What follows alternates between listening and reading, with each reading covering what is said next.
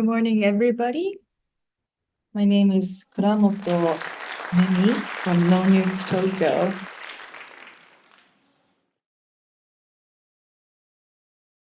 Welcome to the forum. It has been 80 years since the atomic bombing of Hiroshima and Nagasaki.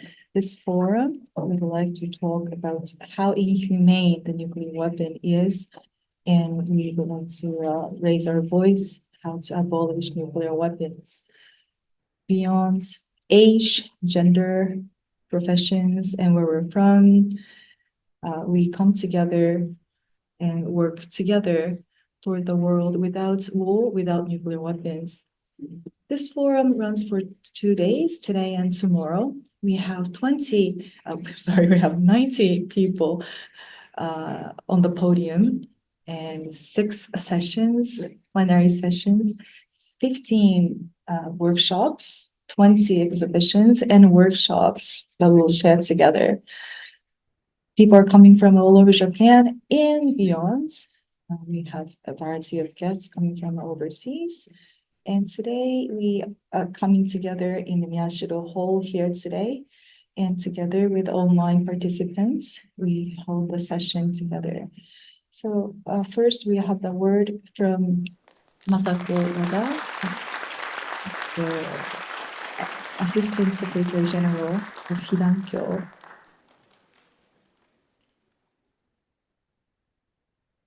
Recording in progress.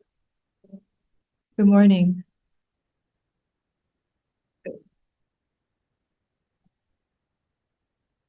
"80 years. It's 80th anniversary since the atomic bombings. International Civil Society Forum to Abolish Nuclear Weapons welcome you today. I'd like to first extend my gratitude to the Seiji University. Thank you very much for hosting us. Sacred Heart. And all of you coming to join us here in the Miyashiro Hall and online. Thank you so much. So glad to see you all. Welcome to all the speakers and lists coming from afar. We're happy to meet you. And all the ambassadors who have joined us. Thank you very much for your thoughts for the world without nuclear weapons. And thank you all these people who have cooperated with us to realize this forum today. Thank you very much. So this campaign has been established 2 years ago for the Japan campaign to abolish nuclear weapons. We have come together about last June to talk about this forum. Well, the plannings has expanded every month. In the meeting that we hold, we have expanded our plans to hold this forum so that the people can come together and discuss how we can progress abolishing nuclear weapons. So NPTs that has been enacted since 1970s. Every year they come together to talk about the details, but even the final outcome is made in these annual meetings. Nuclear weapons states does not fulfill responsibilities. Recent years, we haven't seen the final outcomes itself. They can't even adopt a final document for long years. Non-nuclear weapon states has been dissatisfied with all the results of NPTs. And that has turned us into holding these important opportunities to talk about how to ban nuclear weapon itself. So it was starting from 2013 in Oslo, Norway, and that led to Mexico in my areas. and Vienna in Austria to talk about the nuclear weapon ban treaty. So the focus has been on the humanitarian impacts of nuclear weapons, and all these attention brought to this issue. We turned into relentless discussions and realized this adopting TPNW in 2017. It was entered into force in 2021 with 50 countries ratified, and finally it has become international law. Russia has continued to call for abolition of nuclear weapons. And it was an enormous joy that it has realized that we have a treaty. But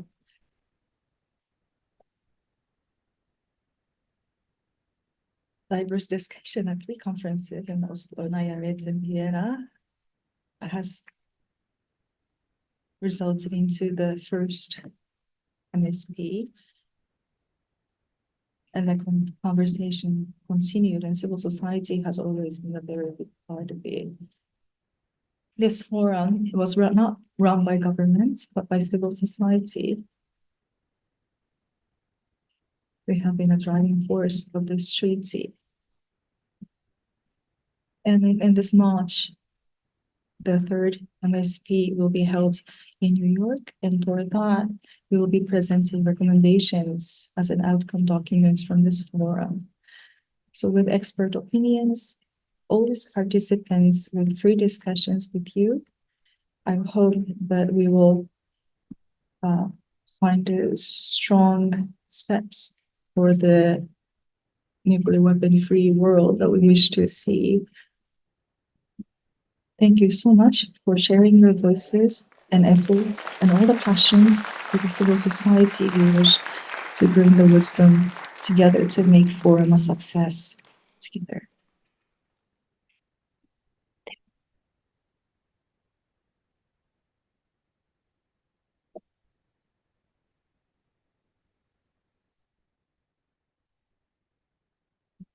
Thank you very much. We will continue to hear a representative from the University of the Sacred Heart, Mr. Ueda Seiji.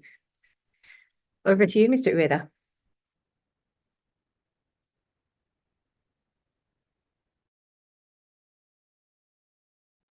Good morning, everybody. On this occasion of 80 years since the atomic bombing, congratulations on the opening of this International Civil Society Forum to abolish nuclear weapons. I am the head of the Global Study Center here at the University of the Sacred Heart, and we are very honored to be able to provide the venue. In the year 1980, actually, we were founded by Saint Magdalena. Actually, this was a convent formerly based on the following the French Revolution. And so this is actually a university which has our roots in this Sacred Heart. And then in 801, actually, our school was founded based on this convent. And there are actually around 30 different countries, and we have more than 100 sister schools in countries around the world as well.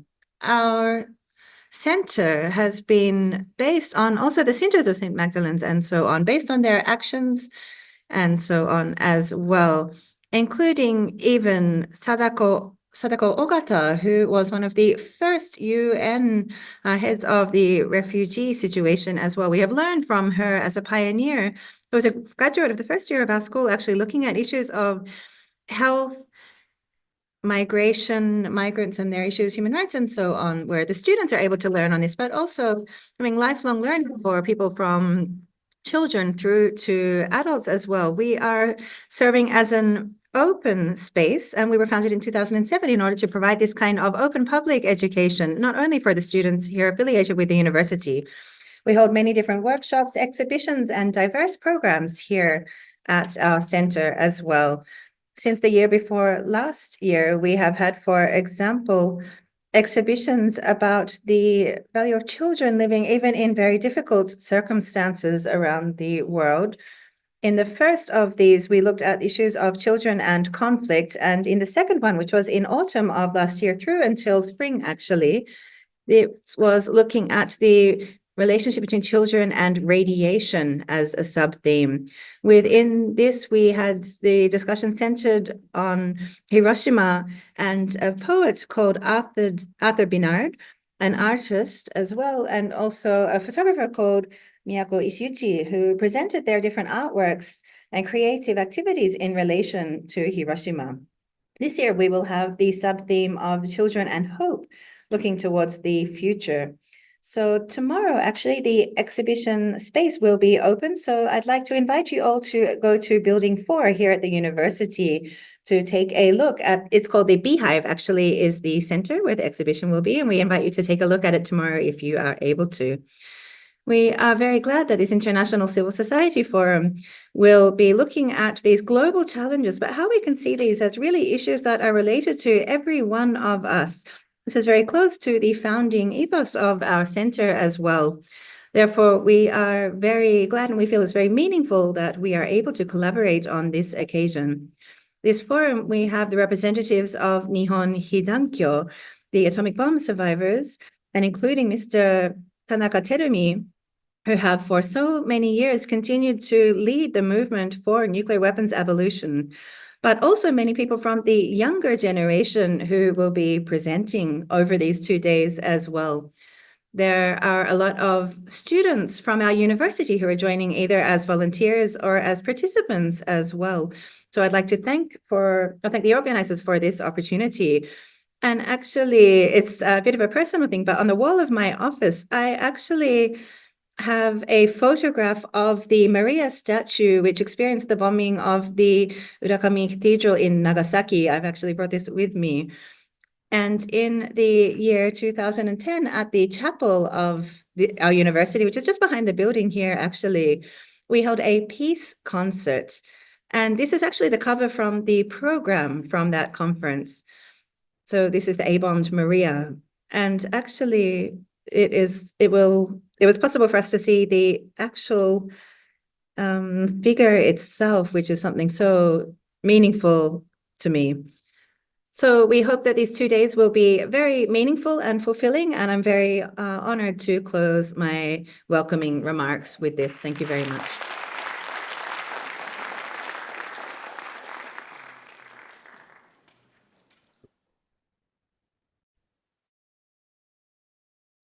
Thank you very much, Mr. Ueda. And we would like to go to our opening keynote. So we would like to, very glad to announce co-chair of Nihon Hidankyo, last year's Nobel Peace Prize laureate, Mr. Tanaka Terumi. Over to you.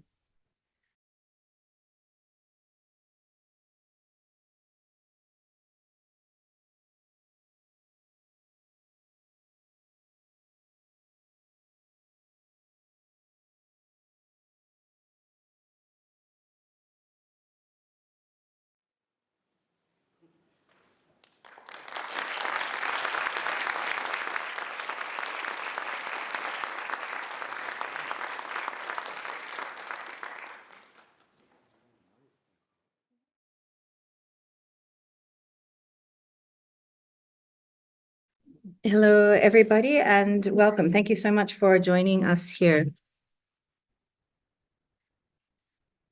So I had a chair brought up. I plan to be standing up, but if I do get a little bit tired, I may excuse myself and sit down. So I have it here waiting next to me just in case, but I'll continue standing for the moment. So on behalf of Nihon Hidankyo, or the Association of A and H bomb survivors, we received the Nobel Peace Prize last year, and I went to Oslo in order to give the Nobel Prize lecture on behalf of Nihon Hidankyo. Nihon Hidankyo, as an organization, the fact that we were awarded the Nobel Peace Prize last year is something that we had not expected. Nobody had any kind of anticipation that we would receive this. But the reason is that in 2017, ICAN, the International Campaign to Abolish Nuclear Weapons, which I'm sure you are all familiar with, was awarded the Nobel Prize of that year. The work that ICAN has been doing and the work of Nihon Hidankyo has, of course, the shared common goal. So looking at the history of the movement, well, of course, Nihon Hidankyo has a much longer history.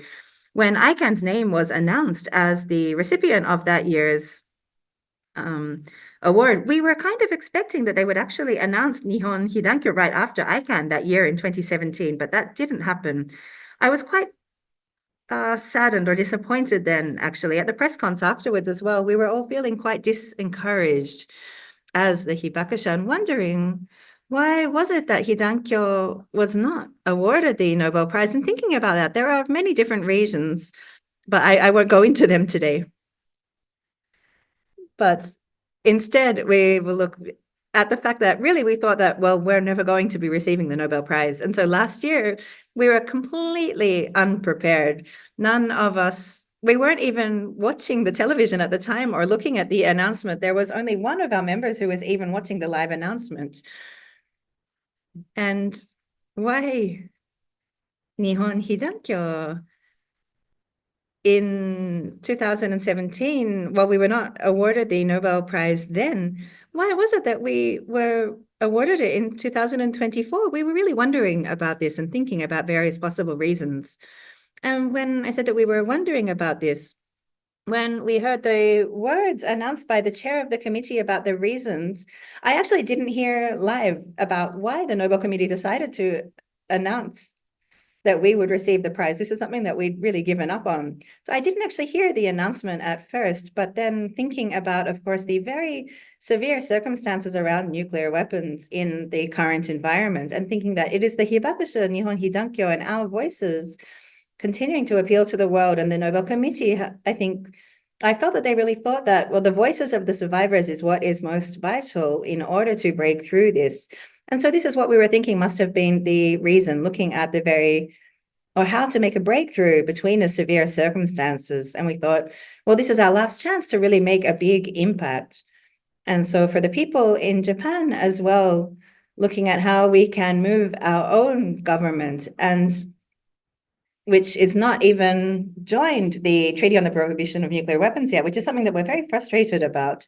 So we felt that this is something that we'll put even more efforts into from now. So we saw that this awarding of the Nobel Prize as somewhat of an encouragement for us to do more, which made me feel, really glad about that. So this is the kind of feelings that I had when we traveled to Norway. And we were very warmly welcomed in Oslo. We felt that the Nobel Prize is awarded not only by the committee, but really by the whole country of Norway is welcoming this. And so within this, the three co-chairs of Nihon Hidankyo were representatives there. So we had one from Hiroshima, one from Nagasaki, and one from the Central Committee of Nihon Hidankyo. So that is how the three of us were welcomed as sort of VIPs, shall we say, in Oslo. When we went together with a large delegation of other Hibakusha, but we had a different schedule when we were there, meeting the king, the prime minister, the foreign minister, and so on during our time in Oslo. And at that time, we were really, treated as guests, as VIPs. So we had a police motorcade accompanying us everywhere we went. And so we didn't really have a chance to see much of Oslo while we were there, but we could really feel how Norway as a country values so dearly the Nobel Peace Prize itself. And so if I keep talking about this, I will perhaps go over time. But in my 20-minute lecture on receiving the Nobel Peace Prize, it was received very positively by the people, I understand. And I learned this afterwards, and it's something that personally even could I have some water, please? I'm a little bit thirsty, sorry.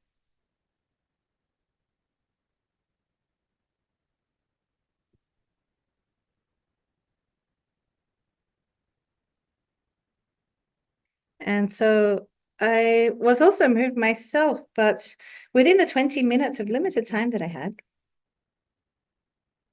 excuse me for a moment.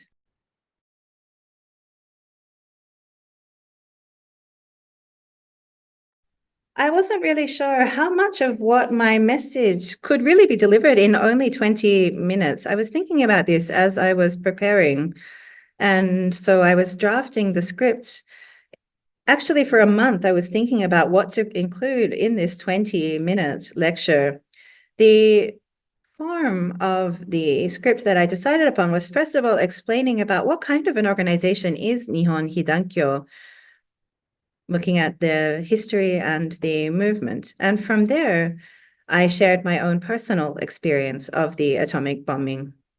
And next, I shared in more detail, but still quite briefly, in some few words, what Hidankyo has been working towards over these 70 years, 68 years to be precise at the time. So what it was that our movement has done throughout this period in a little bit more detail. And in conclusion within the speech, this is also something which Hidankyo has been working towards for the entire 7 decades, but looking towards the 80th anniversary coming up very soon, something which is so important. The fact that the Hibakusha's overall age is becoming more and more advanced. Our average age is now more than 85 years old, and I am on the older side of this. I'm 92 years old now. And so in that sense as well, as we are getting older and older, the testimonies that we have continued to share over these years, sharing that these are weapons which must not be allowed to be used.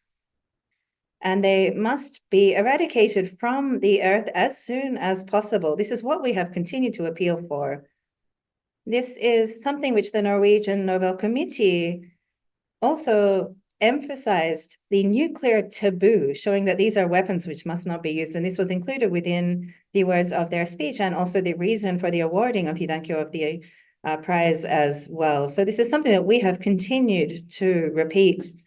And so this fact, looking at the fact that we are becoming more advanced of age, as you know, it's more difficult. However, we see very severe circumstances surrounding the situation of nuclear weapons in the world. And we see also that there are still some 12,000 nuclear weapons existing in the world today. These weapons, which completely destroyed the 2 cities of Hiroshima and Nagasaki and killed tens of thousands of people at the time, there are still 12,000 of these existing on this world today. Around 4,000 are also in a state that they could be used at any moment. And so the fact that, well, of course, the Hibakusha will continue to do what we can. And of course, it hasn't only been us, but we can see that really to have the full impact, the effect of our movement is becoming challenging. And this is where we need to look towards the younger generation, how they take on the baton of what the Hibakusha, what Nihon Hidankyo has been doing for the years until now. So that was my final message that I shared in the Nobel lecture, my appeal for young people to continue this work within my 20-minute speech. And as Nihon Hidankyo, well, looking at what we have done in the years until now, there are 2 basic demands that Nihon Hidankyo has. The first is looking at the experience, the damage that we suffered because of the atomic bombs. Many people whose lives were taken away, who were injured seriously, who suffered extremely in their lives and livelihoods afterwards. There were so many different impacts. However, this is impact which was incurred as a result of war. And therefore, looking at these damages incurred by war, what needs to be done about them? How can this be healed? How can people recover from this? When we think about this, this brings us to the issue of state compensation on the part of the country which was responsible for starting the war. any democratic country, this should be something which has responsibility providing this kind of support or relief for all of its citizens who have suffered this. This is what a democratic state should be like. So this was one of the first basic demands of Hidankyo over the years, which we refer to as the state compensation. So calling on the Japanese government for its responsibility in the war to provide this. This is what we have continued to demand for many years. And the second of our basic demands has also been looking at, of course, these weapons which cause so much damage, so much injury, so many tens of thousands of people even completely losing their lives as a result of these completely inhumane weapons. These, as I mentioned before, must be immediately abolished, and they must never be allowed to be used again. So this is our second appeal to the world. And so the abolition of nuclear weapons is what we name as our second basic demand. And this is what we, the surviving Hibakusha, have continued to call for to both the Japanese government and also to the entire world. And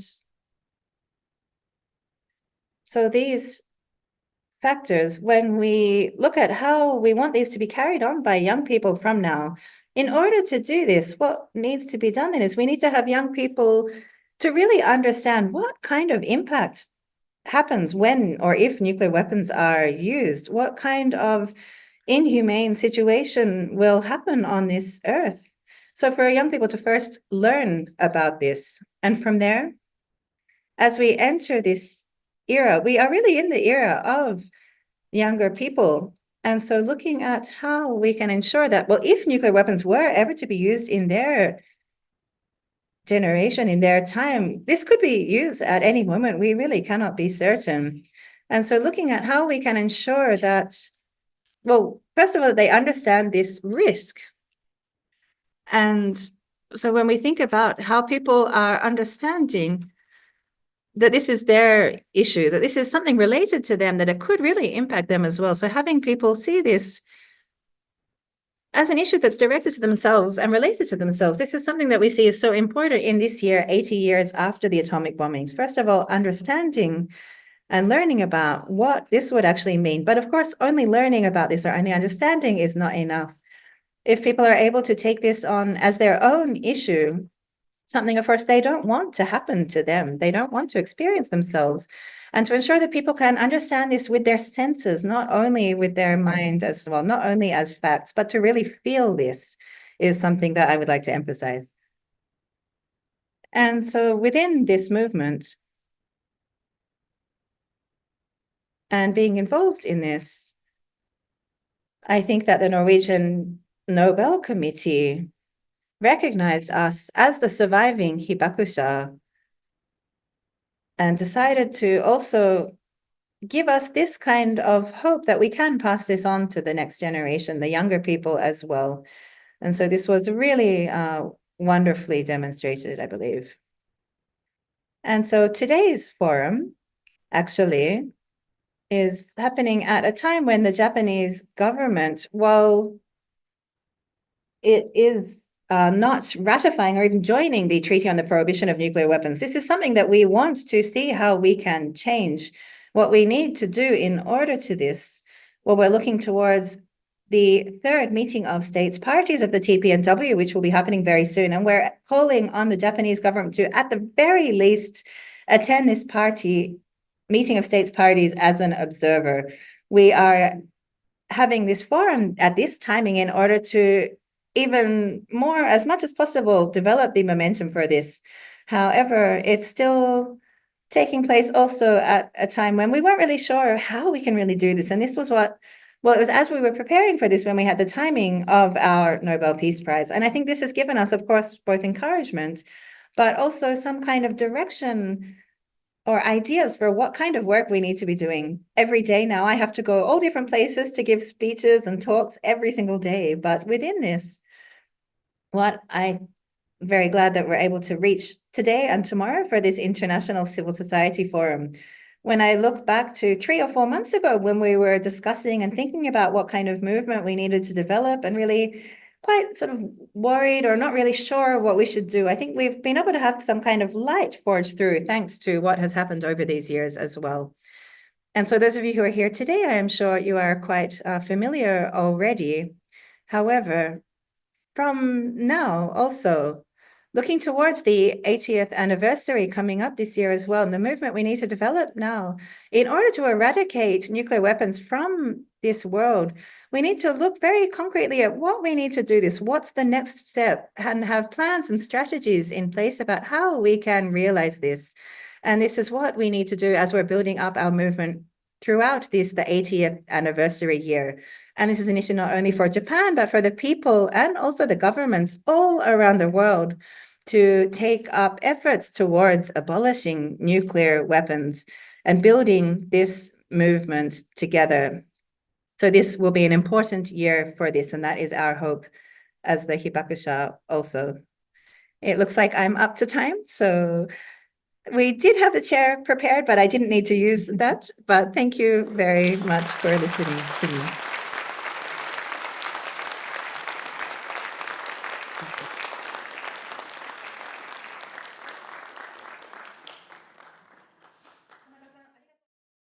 Thank you very much, Mr. Tanaka.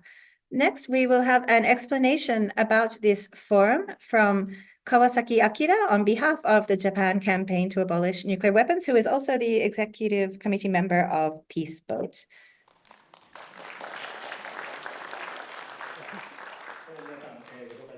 Thank you very much. As introduced, my name is Kawasaki. If I could make the screen a little bit larger, we'd like to have a very brief introduction of what will be happening during the forum over these 2 days, and what we hope it will become, and what we hope to create together with each and every one of you. So as Tanaka Terumi has just shared, if I can understand his message, looking at first of all, what are the impacts of nuclear weapons? What must we understand about this to learn this once again? And based upon this, to look at how, together with the young people who are here, those generations who are going to be following in the footsteps of the Hibakusha and building and developing even further this movement as well. That is exactly what we are aiming to do in these 2 days, as Mr. Tanaka has shared. So if we can bring up the slides. So within the 2 days of the forum, today we will be looking at how we can understand the inhumanity of nuclear weapons, as we have heard from Ms. WADA and Mr. Tanaka, and truly understanding this. After this, in the next session, we'll be looking at how we can imagine and create a world without nuclear weapons. So not only thinking about this, but how we can actually be building this in a very concrete way. So learning about what nuclear weapons mean, what their impacts are, and what we can do to create a world without them. So if we look at the next slide as well, we were looking at concrete policy issues as well, how we can look at changing the political situation or main issues. We have 3 that we will be focusing on today in the 3 following plenary sessions. First of all, we will be looking at victim assistance for global Hibakusha. This is, of course, including also those impacted, for example, by nuclear testing as well. Then we will look at the issue of universalization of the Treaty on the Prohibition of Nuclear Weapons, how we can encourage more countries, all countries, including, of course, Japan, to join the treaty, and looking at how to promote nuclear disarmament in East Asia. For those of us living in Japan, of course, we see the issue of the Korean Peninsula, China, US developments, and many challenges existing in our region. So how we need to look at shifting this into the direction towards nuclear disarmament. These are the 3 main discussions we'll be having here in this same hall as the plenary. And next, we have a lot of events happening today. We don't have time to go into each of them. This slide is just showing everything that will be happening in parallel tomorrow, all of the different sessions as well. If you look at the website, you can see the detailed program. Of course, on this large screen, you won't be able to read all of the details. But in the final plenary today, we will be giving a short preview of what the different programs tomorrow will be. After these 2 days, we will be also looking at, well, I mentioned the 3 teams of today. We will be having 4 main outcome documents that we plan to create from this as well. First, if looking at learning and communicating the inhumanity of nuclear weapons. This is something that the Japan campaign to abolish nuclear weapons has actually already prepared, and it's available on our website already. It's just a short 2-page document. After the 3 discussions, the plenary sessions this afternoon, looking at recommendations on victim assistance, on TPNW universalization, and East Asian disarmament, we will be having 3 sets of recommendations that we hope to put together. Of course, this will not be completed just in these 2 days. We already have an initial draft. Discussion will be held on that over these 2 days. And then, as we can see in the bottom of the slide, the 3rd meeting of states parties to the TPNW will be held early next month in March. So these recommendations will be presented at the 3rd MSP. In addition, the day after this weekend forum, we will be also having a roundtable with members of the Japanese Parliament, together with some of our international guests as well. The recommendations will also be taken there to see what we want to call upon the Japanese government and politics to do. So this is some of the main outcomes that we will have from these 2 days, and they will be then carried on for the future. And so this campaign, the Japan campaign to abolish nuclear weapons, is supported by many organizations and individuals. We were officially launched as an association last year, but we very much hope that through this forum, we will, if you can walk away saying that you think it was interesting, you learned something, it was meaningful. We have a box for donations at the entrance, and we're also calling for monthly supporters to join as subscribers and continue to support as well. So if you feel that you can support or would like to be involved, we invite you to share your support in this way as well. But this forum will only be made an success thanks to each and every one of you. So thank you so much to all of you.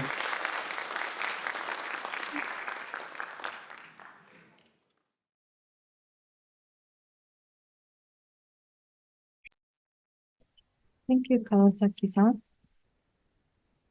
So I'd like to give a little bit of explanation on to next sessions and forward. We will have international guests giving presentations, and consecutive translations will be provided via Zoom. Here you see the QR code for Japanese guests and international participants from outside of Japan online. Then you can read this QR code.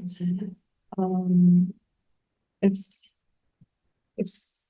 for people who are on the whole, then you can see it on the separate screen. Otherwise, you will receive an email with the homepage of this forum.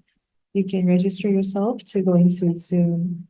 If you don't have a smartphone and happen to be in this hall with us, then there's a small screen on the podium that you will give the write-up of the presentation of the interpretation. So please read on that slide. Thank you so much. So we will switch the stage. So we'll be back in a few minutes.